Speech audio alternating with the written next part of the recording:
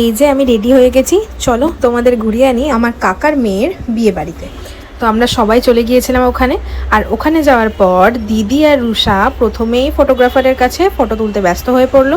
এখানে আমি বড় একটা জিনিস মিস করে গেছি, সেটা হলো আমার বোনের গায়ে হলুদের কোনো পিকচার বা ভিডিও আমার কাছে নেই, কারণ আমি ততক্ষণ থাকতে পারিনি। আমার প্রচণ্ড গরম হচ্ছিল আর আমার সেদিন শরীরটা খুব খারাপ ছিল, যার কারণে আমি একদমই ওর কোনো ভিডিও বা ফটো ক্লিক করতে পারিনি।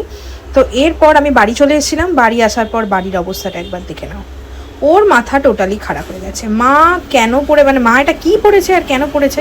আর মা চলে গিয়েছিল, একে আমি অনেক দিন পর পর বাড়ি আসি, তো মা চলে গিয়েছিল কেন আর কোথায় বা শাড়ি পরে গিয়েছে, তো সেটা নিয়ে ও জাস্ট মানে কনফিউজড। আর এত ডিম দিদিরাই কোথায় গেল। এবার বিয়ে বাড়ি যাওয়ার জন্য আমি রেডি হয়ে গেছি। তো দেখো, তোমরা জানাবে আমাকে কেমন লাগছিল। পেছনে মা বসে আছে, মাও রেডি। তো আমি মেজমার রুমে আবার চলে এসেছি। এখানে এসে দেখলাম বৌদি, দিদি, রিম, রুষা সবাই রেডি হয়ে গেছে। আমরাও পৌঁছেছি। এখানে ব্রাইডও রেডি, ব্রাইডের বোনও রেডি। তো আমরা ব্রাইডকে নিয়ে চলে গিয়েছিলাম ওর রুমে। তারপর ওখানে গিয়ে আমরা ভালো করে ওর সাথে আগে পিকচার ভিডিও সব ক্লিক করে নিয়েছিলাম। এই যে তোমরা জানিও ব্রাইডকে কেমন লাগছে। ওকে খুব মিষ্টি লাগছিল বিয়ের সাজে।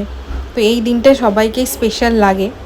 এবার মা আর আমি কিছু ভিডিও ক্লিক করছিলাম, কারণ যেখানেই যাই আমি আর মা খুব একটা ফটো বা ভিডিও ক্লিক করতে পারি না। আমার মা এক জায়গায় থাকে, আমার বাপির তো ভিডিও ক্লিক করতেই পারিনি।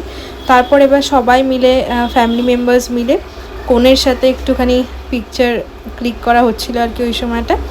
এবার দিদি আর মা গল্প করছিল। দিদি জানি না, একটা ও সবসময় একটা অঙ্গভঙ্গিতে ব্যস্ত, মানে আলাদাই লেভেলে বিয়ে বাড়িতে ওর ফেসিয়াল এক্সপ্রেশন থাকে, তেমন এরা দুজনও তাই একই সেম জিনিসই করছিল। এবার রিমের কিছু ভিডিও ক্লিক করে দেওয়া হচ্ছে। তারপর দিদি আবার তার শাড়ির অ্যাড দেওয়া শুরু করেছিল, প্লাস আমাকে কেউ ফটো তুলে দেয় না, কিন্তু যখনই ওর কিছু ক্লিক করা হবে ও অন্যমনস্ক।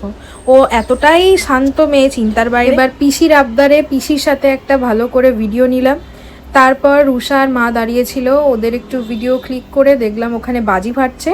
তো বরের আগমন হয়ে গেছে, তো বর এখানে গাড়িতে বসেছিল। তারপর ওখান থেকে বরকে আনার ব্যবস্থা করা হচ্ছিল। এবার এখানে মেজমা, মা, আমি, রুষা, বৌদি, দিদি সবাই মিলে ছিলাম। তারপর এই পাশে দেখলাম আবার ও আবার ওর মতো স্টার্ট করে দিয়েছিল এক্সপ্রেশন দেওয়া। তো তারপর আবার এই সাইডে দেখলাম রিম দাঁড়িয়ে আছে, আর রিমের পাশে দাঁড়িয়ে আছে পায়েল। এটা আমার আরেক কাকার মেয়ে। তো সেটাও সবাই মিলে একটু ভিডিও ক্লিক করে নিলাম। এগুলোই তো মেমোরি হিসেবে আমাদের সাথে থেকে যাবে না। তো এবার আমি খুব টায়ার্ড হয়ে গিয়েছিলাম, আমার শরীর খুব খারাপ করছিল, তাই আমি, রুষা আর ঐশু তিনজনেই না খেয়ে চলে গিয়েছিলাম। আবার রাতে দাদা পার্সেল করে আমাদের পাঠিয়ে দিতে আমরা খেয়ে ঘুম দিয়ে। চলো আজকের জন্য এই